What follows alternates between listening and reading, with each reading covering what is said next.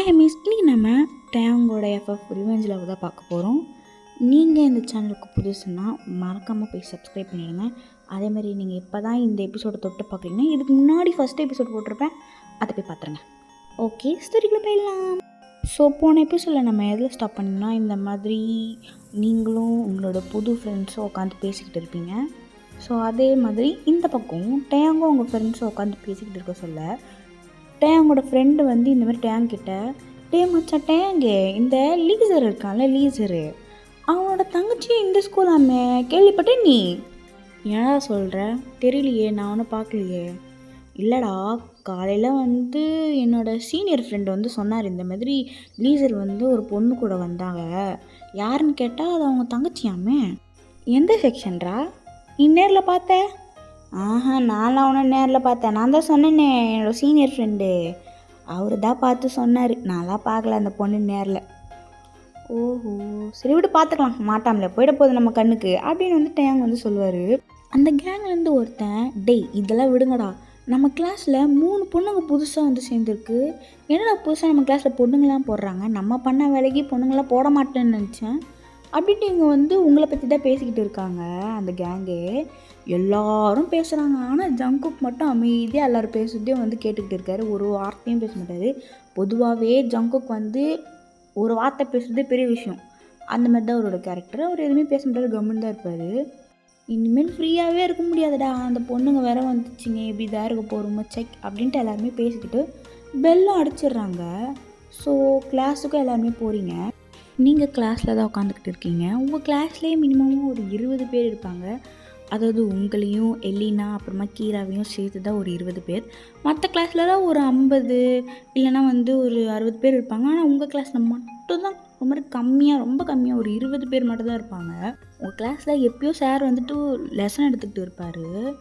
நீங்களும் வந்து கவனிக்க ட்ரை பண்ணுறீங்க, ஆனால் உங்களால் முடியவே இல்லை. ஏன்னா பின்னாடி வந்து அப்படி சேட்டை பண்ணிக்கிட்டு இருக்காங்க. ராக்கெட் எடுத்து விடுறது என்ன, அச்சிக்கிறது என்ன, ஆனால் அது எதுவுமே அந்த சார் கண்டுக்காமல் போர்டில் வந்து சம் போட்டுக்கிட்டு இருக்காரு.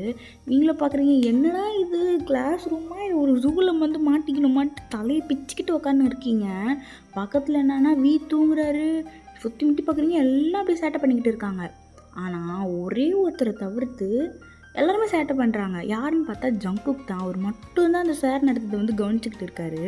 மற்றபடி எல்லாருமே வந்து தூங்குறாங்க, அப்படி அடிச்சுக்கிறாங்க. அப்புறமா வந்து அடிச்சுக்கிறாங்கன்னா ரொம்ப எழுந்துலாம் அடிக்கல, பெஞ்சில் இருந்தே வந்து முடிய பிடிச்சி இருக்கிறது என்ன, பக்கத்தில் இருக்கவங்க நோண்டுறது என்ன, அந்த மாதிரி பண்ணுவாங்கள்ல, அந்த மாதிரி பண்ணிக்கிட்டு இருக்காங்க. ராக்கெட்லாம் எடுத்து விட்றாங்க, போய் சார் பக்கத்துலேயே விழுது. ஆனால் அந்த சார் அதெல்லாம் கவனிக்கவே இல்லை. நீங்கள் வந்து ஜங்குக்கே பார்த்துக்கிட்டு இருக்கீங்க. இந்த ஒத்துமுட்ட கிளாஸே இப்படி இருந்தாலும் இந்த பையன் மட்டும்தான் நல்லா கவனிக்கிறான், இவன் வந்து ஜென்டில்மேனாக இருக்கான் அப்படின்னு சொல்லிட்டு நீங்கள் ஜங்குக்கை பார்த்துக்கிட்டு இருக்கீங்க. டக்குன்னு அந்த சார்னா, ஏம்மா புது பொண்ணு, அங்கன்னா உனக்கு பார்வை, நான் இங்கே ஒருத்தன் சம்மு போட்டுனுக்கிறேன், நீனா அங்கே பார்த்துனுக்குற அப்படின்னு சொல்லிட்டு உங்களை கத்தின்னு இருக்காரு. நீங்களும் அடப்பா பின்னாடி என்ன ராக்கெட்டை தூட்டுனுக்குறான், அதெல்லாம் நீ கவனிக்கல, நான் இப்படி திரும்பி பார்த்தோன்னே அதை பார்த்து நீ எனக்கு கத்தினுக்கிற பற்றியா அப்படின்னு சொல்லிட்டு நீங்கள் மனசில் நினச்சிட்டு கம்முன்னு உட்காந்துருக்கீங்க. என்னதாம்மா, என்ன யோசிச்சுக்கிட்டு இருக்க? ஏதோ புதுசாக வந்துக்கிறேன்ட்டு சும்மா விடுறேன், இதுக்கப்புறமா உன்னை பார்த்தேன்னு நீ வெளியில் தான் நிற்கணும். அதுமாரி அவர் சொட்டத்தலை அப்படி வந்து கத்திக்கிட்டு இருக்காரு. நீங்களும் வந்து ஐயோ அப்படின்னு சொல்லிட்டு தலை எழுத்து அப்படின்னு உட்காந்து இருக்கீங்க. இவ்வளோ நேரம் தூங்கி இந்த டேங் வந்து உங்களை தான் பார்த்துக்கிட்டு இருக்காரு. ஐயோ அசிங்கமாக போச்சு எல்லாரும் எதிர்க்கும் அப்படின்ட்டு நீங்கள் உட்காந்து சொல்ல, அவருன்னு உங்களை பார்த்துக்கிட்டே இருக்காரா. சரி நீங்களும் திரும்பி அவரை பார்க்குறீங்க. அவர் இன்னும் டக்குன்னு உங்களை பார்த்து சிரிச்சிட்டு திரும்புறாரு. நீங்களும் வந்து நான் இங்கே ஜோக்கா பண்ணின்னு இருக்கேன், இவன் எதுக்கு என்னை பார்த்து சிரிக்கிறான், இவன் இந்த மாதிரி பண்ணுறதை பார்த்தா எங்கெங்கேயோ எரியுது அப்படின்னு வந்து சொல்லிட்டு நீங்கள் வந்து கொஞ்சம் வெறுப்பாகவே உட்காந்துக்கிட்டு இருக்கீங்க அந்த கிளாஸில். ஒரு வரையும் உங்கள் ஸ்கூலும் முடிஞ்சிடுச்சு. நீங்கள் வந்து உங்கள் பேக்கை வந்து பேக் பண்ணிக்கிட்டு இருக்கீங்க. கரெக்டாக அந்த டைமில் வந்து உங்கள் அண்ணன் கால் பண்ணி, இந்தமாரி நான் வந்து பார்க்கிங் ஹாலில் தான் இருக்கேன், நீ வந்து அங்கே நேராக வந்துரு ஓகேவா, அங்கேருந்து நான் ஒன்று பிக்கப் பண்ணிக்கிறேன் அப்படின்னு உங்கள் அண்ணன் வந்து சொல்கிறாரு. நீங்களும் வந்து சரின்ட்டு ஃபோனெல்லாம் வச்சுட்டு பேக் பண்ணிவிட்டு நீங்கள் போக சொல்ல, எலினாவும் கீராவும் உங்கள் கூட தான் வந்துட்டு இருக்காங்க. நீங்கள் வந்து இந்த மாதிரி கேட்குறீங்க, எலினா கீரா கிட்டே வந்து நீங்கள் எப்படி போவீங்க அப்படின்னோடனே அவங்க வந்து இந்த மாதிரி சொல்கிறாங்க, நாங்கள் வந்து பஸ்ஸில் தான் போவோம், ஏன்னா எங்களுக்கு தான் அண்ணன் இல்லையோ உன்ன மாதிரி கூட்டிகிட்டு போய் விடுறதுக்கு, அதனால் பஸ்ஸில் தான் போவோம் அப்படின்னு 2 பேரும் சொல்லிட்டு வராங்க. நீங்களும் சிரிச்சுட்டு சரி விடுங்க, ஆனால் பஸ்ஸில் போகிறது ஒரு ஜாலி தானே அப்படின்னு நீங்கள் சொல்கிறீங்க. ஸோ ஒருவேளை நீங்கள் இந்த மாதிரி 3 பேரும் பேசி நல்லா ஒரு ஃப்ரெண்டாக, அதாவது ஒரு 2 பேர் ஃப்ரெண்டு பிடிச்சி வச்சுருக்கீங்க. இப்போது பார்க்கிங் ஹால்கிட்டேயே வந்துடுறீங்க. வந்ததுக்கப்புறமா நீங்கள் உங்கள் ஃப்ரெண்ட்கிட்ட வந்து சரி பார்த்து பத்திரமா போங்க, நானும் வந்து போகிறேன் அப்படின்னு சொல்லி நீங்கள் வந்து லீசர் கிட்ட தான் போகிறீங்க. லீசர் வந்து ஆல்ரெடி அங்கே ரெடியாக இருக்கிற வண்டியில் உட்காந்து நீங்களும் வந்து இந்தமாதிரி உங்கள் பேக்லாம் வந்து லீசர் கிட்ட கொடுத்து நீங்கள் வந்து உட்காடுறீங்க. இப்படி இங்கே நடக்கிறது வந்து டேங்கோட கேங்கோ வந்து பார்க்குறாங்க. அதாவது உங்கள் கிளாஸில் இருக்கிற பாதி பசங்க வந்து இந்த பார்க்கிங் ஹாலில் தான் இருப்பாங்க. பார்த்துட்டு டே மச்சான் டேங்க அங்கே பாடுறா, அது அந்த பொண்ணு தானே, டீசர் கூட என்ன பண்ணுது, அதுக்குள்ளே உஷார் பண்ணிட்டானா என்ன அப்படின்ட்டு இவங்களாம் பேசிக்கிட்டு இருக்க சொல்ல டேங்க வந்து பார்க்குறாரு. ஆமாம் அந்த பொண்ணு இங்கே என்ன பண்ணுது, டீசர் வண்டியில் ஏன் போகுது அப்படின்னு வந்து ஒரு மாதிரி சந்தேகமாகவே எல்லாருமே பார்க்குறாங்க. ஆனால் அவங்களுக்கு வந்து தெரியல நீங்கள் தான் லீசரோட தங்கச்சின்னு சொல்லிட்டு. அவங்கள பொறுத்த வரைக்கும் லீசரோட தங்கச்சின்னா ஒரு கிளாஸ் குறைஞ்சி, அதாவது நீங்கள் 11th படிக்கிறீங்க, 10th இல்லைனா 9th படிப்பாங்க அப்படின்னு வந்து நினச்சிருப்பாங்க அவங்க கேங்கு.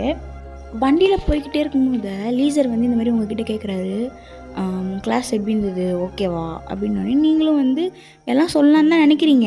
ஆனால் எங்கே சொன்னால் வந்து காலையில் அவ்வளோ பேச்சு பேசினேன், விடு நான் பார்த்துக்கிறேன், நான் தனியாக இருந்துக்கிறேன் அப்படின்னேன், இப்போ வந்து உனக்கு தெரியுதுதா அதுக்கு தான் நான் கேட்டேன், உனக்கு புரியுதா அப்படின்னு உங்களை எதாவது கேட்க போகிறாருன்னு சொல்லிட்டு அதெல்லாம் நல்லா தான் இருக்குது, ஓகே பரவாயில்ல, அதுவும் வந்து 2 பொண்ணுங்களும் புதுசாக வேறு ஜாயின் பண்ணியிருக்காங்களாமே, அவங்க கூட தான் நான் பேசிக்கிட்டு இருக்கேன் அப்படின்னு வந்து நீங்கள் வந்து உங்கள் அண்ணன்கிட்ட சொல்கிறீங்க. அவர் வந்து சரி ஓகே எந்த ப்ராப்ளமும் இல்லைல்ல, அப்படி ஏதாவது ப்ராப்ளம் இருந்தால் என்கிட்ட நேராக வந்து சொல்கிறேன், உன் பக்கத்து கிளாஸில் தான் நான் இருக்கேன் ஓகேவா அப்படின்னு உங்கள் அண்ணன் வந்து சொல்லுவார். எந்த ப்ராப்ளமும் இல்லை அப்படின்னு தான் அதான் நீ இருக்கியே நான் உங்ககிட்ட சொல்லிக்கிறேன் அப்படின்னு நீங்கள் 2 பேரும் இந்த மாதிரி பேசிக்கிட்டு இருக்கீங்க. உங்கள் வீட்டுக்கு வந்துடுறீங்க. உங்களை இறக்கி விட்டுட்டு உங்கள் அண்ணன் வந்து உங்ககிட்ட நான் இந்த மாதிரி வந்து பக்கத்தில் இருக்கிற கிரவுண்டுக்கு வந்து போகிறேன், எனக்கு வந்து மறுபடியும் ப்ராக்டிஸ் இருக்குது, இந்த மாதிரி தான் அடிக்கடி ஆகும், அதனால் நீ வந்து உள்ளே போ, நான் வந்து கொஞ்சம் லேட்டாக தான் வருவேன்னு சொல்லுவார். நீங்களும் சரி எப்போ வருவ, அதான் ஒரு 9 o'clock ஆகும், சரி ஓகே நீ போய் அம்மா கிட்ட சொல்கிற ஓகேவா அப்படின்னு அவர் சொல்லிட்டு அங்கேருந்து கிளம்பிடுறாரு. நீங்களும் வந்து உள்ளே வரீங்க. வந்தோடனே உங்கள் பெரியம்மா வந்து கேட்குறாங்க, எங்கே போயிட்டான், அதுக்குள்ளே போருக்கு போயிட்டானா அப்படின்னு வந்து அவங்க கேட்குறாங்க. ஐயோ அப்படிலாம் இல்லை பெரியம்மா, இந்த மாதிரி ஏதோ ப்ராக்டிஸ் ஆகாமல் அதனால் போயிருக்காங்க. அதை தான் சொல்கிறேன், இவனுக்கு இதே தான் வேலை, இவன் கால் வீட்டில் நிற்கவே நிற்காது, எங்கேயாவது ஓடிடும் அப்படின்னு வந்து அவங்க அம்மா திட்டிக்கிட்டு இருப்பாங்க. சரி விடுங்க பெரியம்மா, இப்போ தான் வந்து இந்தமாதிரி ப்ராக்டிஸ் பண்ண முடியும், இதுக்கு அம்மா வந்து டைம் இருக்குமா சொல்லுங்கள் அப்படின்னு வந்து நீங்கள் சொல்லி உங்கள் அண்ணனுக்கு சப்போர்ட் பண்ணிட்டு சரி பெரியம்மா நான் போய் ரெடியாக வரேன் அப்படின்னு நீங்கள் வந்து ரெடியாக போயிடுறீங்க. நீங்களும் ரெடி ஆகிட்டு வந்து டிவி தான் பார்த்துக்கிட்டு இருப்பீங்க. உங்கள் பெரியம்மானா ஃப்ரிட்ஜுக்குள்ளே கையை விட்டு கிண்டின்னு இருப்பாங்க, எதையோ வந்து தீவிரமாக தேடிக்கிட்டு இருப்பாங்க. நீங்களும் அதை நோட் பண்ணிட்டு கிட்ட போய் என்னாச்சு பெரியம்மா அப்படின்னு கேட்குறீங்க. இல்லைம்மா உனக்கு தான் காஃபி போடலான்னு நினச்சேன், ஆனால் பாலை தேடுறேன், பால் காணோம், ஒருவேளை இந்த மனுஷன் வாங்கி வைக்கலையோ அப்படின்னு வந்து அவங்க தேடிக்கிட்டு இருக்காங்க. அப்படியா இருங்க நான் பார்க்குறேன்னு சொல்லிட்டு நீங்களும் தேடுறீங்க, பார்த்தா பால் இருக்காது. இல்லையே பெரியம்மா இப்போ என்ன பண்ணுறது, நீ வேணால் பக்கத்து கட்டில் போய் வாங்கிட்டு வரியாம்மா அப்படின்னு வந்து உங்கள் பெரியம்மா சொன்னோடனே நீங்களும் சரி பெரியம்மா நான் போய் வாங்கிட்டு வந்துடுறேன் அப்படின்ட்டு நீங்கள் வந்து காசு வாங்கிட்டு வந்து போகிறீங்க. இப்போது நீங்கள் வந்து அந்த கடைக்கு தான் போய்கிட்டு இருக்கீங்க. அந்த கடைக்கு தள்ளி கொஞ்சம் பக்கத்தில் வந்து ஒரு 5 பேர் வந்து உட்காந்து இருப்பாங்க. ஒரு பைக்கில் ஒரு 5 பேர் அப்படியே கும்பலாக நின்றுன்னு இருப்பாங்க, அந்த மாதிரி நிற்பாங்க. நீங்களும் யாருன்னு பார்த்தா அது வேறு யாரும் இல்லை, ஜங்குக்கு டேங்கு கூட ஒரு 3 பேர் இருப்பாங்க. அந்த பசங்களும் வந்து உங்கள் கிளாஸ் பசங்க தான். அவனுங்க 3 பேருக்கும் பேர் வச்சிடலாமா? ஒருத்தனுக்கு வந்து ஜை, இன்னொருத்தன் பேர் வந்து ஜாக், இன்னொருத்தனோட பேர் வந்து மின் வந்து அங்கே கேங்கில் இருக்க எல்லாருமே கூப்பிட்டு டே மச்சான் அது அந்த பொண்ணு தானே, யாராவா நம்ம கிளாஸுக்கு காலைல வந்து இப்போ கூட நம்ம லீசரோட பார்த்தோமே அந்த பொண்ணு தானே அது அப்படின்னு சொல்லிட்டு எல்லாருமே அங்கே திரும்பி பார்க்குறாங்க. ஆமாண்டா இந்த பொண்ணு இங்கேயா இருக்குது தெரியலையே அப்படின்னு ஜெயிலாம் வந்து சொல்லிக்கிட்டு இருக்காங்க. ஆனால் ஜங்குக்கு வந்து தெரியும் நீங்கள் எந்த ஏரியா தான்ட்டு. ஜங்குக்கு வந்து சொல்கிறாரு, நான் பார்த்துருக்கேன் ஆல்ரெடி அந்த பொண்ணை, அவன் இந்த ஏரியா தான் அப்படின்னு வந்து ஜங்குக்கு சொல்லுவார். ஒன்று எல்லாருமே திரும்பி என்னடா இவன் அதிசயமாக வாயெல்லாம் திறந்துட்டான் அப்படின்ட்டு வந்து ஜங்குக்கு வந்து ஆச்சரியமாக பார்க்குறாங்க. ஜங்குக்கு வந்து ஒன்றுமே ரியாக்ட் பண்ணல. நீங்களும் வந்து இந்த கடைக்கு போய் வந்து பால் வாங்குறீங்க. நீங்கள் பால் வாங்குறத பார்த்துட்டு அங்கே என்னென்னா வந்து மின்னும் ஜெய்யும் உங்களை வச்சு ஓட்டுறாங்க. ஏம்மா யாரா அப்படின்னு சொல்லிட்டு கலாய்க்கிறாங்க. நீங்களும் யாரா அது அப்படின்னு சொல்லிட்டு திரும்பி பார்க்குறீங்க. அவங்க நம்ம பேரை கூப்பிட தெரியாமல் யாரான் தான் கூப்பிட்றாங்க போலன்ட்டு என் பேர் யாரா இல்லை யாரா அப்படின்லாம் வந்து சொல்லுவீங்களா? அவனுங்கன்னா சிரிப்பானுங்க. உங்களுக்கு ஒன்றுமே புரியல எதுக்கு இவனுங்க சிரிக்கிறானுங்கன்ட்டு. இப்போ தான் உங்களுக்கு புரியுதே அந்த பசங்க வந்து உங்களை ஓட்டுறாங்கன்ட்டு. நீங்களும் இங்கே இருக்கவே கூடாதுன்னு சொல்லிட்டு பிடிபிடின்னு வந்து நான் வேகமாக நடக்கிறீங்க. அவனுங்களும் நீங்கள் போகிற வரைக்கும் உங்களை வச்சு ஓட்டிக்கிட்டே இருக்கானுங்க. சரி போத விடுங்கடா, அந்த பொண்ணு தான் போயிடுச்சுல, நாளைக்கு நான் மாட்டாமலேவா போகிறா. ஆமாம் இப்போது லீசர் வந்து இந்த பொண்ணுக்கு ரூட்டு விட்றான்னா அப்போது யூனை என்னடானா அப்படின்னு வந்து ஐ மீன் ஐயோ ரொம்ப வளரேனே டேங் வந்து இந்த மாதிரி கேட்பாரு. உடனே ஜாக் வந்து அதான் அந்த யூனை வந்து ஊரை விட்டு போயிட்டாலாமே, எப்படியோ கான்டாக்ட் கட்டாக இருந்திருக்கும், இவனுக்கும் போர் அடிச்சிருந்துருக்கும், சரி வேறு பொண்ணை பார்ப்போன்னு சொல்லிட்டு இந்த பொண்ணு மாட்டியிருந்திருப்பா. அந்த லீசருக்கு மட்டும் எங்கேயோ ஒரு பெரிய மச்சம் இருக்குதுன்னு நினைக்கிறேன். இவனுக்கு மட்டும் எப்படி தான் கும்தாவாக பொண்ணுங்க மாட்டுதுன்னு தெரில. நீயே பாரு, போன வாட்டி யூனாவே செம்மையாக இருப்பா, இப்போ இந்த பொண்ணு யாரா யூனாவோட செம்மையாகிறா. எப்படி தான் இவன் மொகர கட்டிக்கு இந்த மாதிரி பொண்ணுங்க மாட்டுதுன்னு தெரில. நம்மளுக்கும் ஒரு கழுதையும் மாட்ட மாட்டேங்குது. ஒன்றே ஜெய் வந்து அதை விட்றா, நம்ம கிளாஸில் கீரான்னு ஒரு பொண்ணு வந்திருக்கா பாரு, செம்மையாக க்யூட்டாக இருக்கால அப்படின்னு வந்து ஜெய் சொன்னோடனே கூட இருக்கிறவங்களா டே மச்சான் நீ நடத்தடா அப்படின்னு ஓட்டுறாங்க. இப்போது டின்னர் டைம், டைனிங் டேபிளில் தான் நீங்கள் உட்காந்துக்கிட்டு இருக்கீங்க. உங்கள் பெரியம்மா தான் சர்வ் பண்ணிக்கிட்டு இருக்காங்க. உங்கள் சித்தப்பா ஆப்போசிட்டில் உட்காந்துட்டு என்னம்மா ஸ்கூலில் எப்படி ஓகேவா நல்லா இருக்கா, இல்லை ஏதாவது சேஞ்சஸ் வேணுமா, இல்லை வேறு ஸ்கூலில் மாற்றிட்டா அப்படிலாம் வந்து கேட்குறாரு. நீங்களும் ஐயோ அப்படிலாம் இல்லை பெரியப்பா நல்லா தான் இருக்குது, உங்களுக்கு ஏன் கஷ்டம், எனக்கு ஓகே அப்படின்னு வந்து நீங்கள் சொல்கிறீங்க.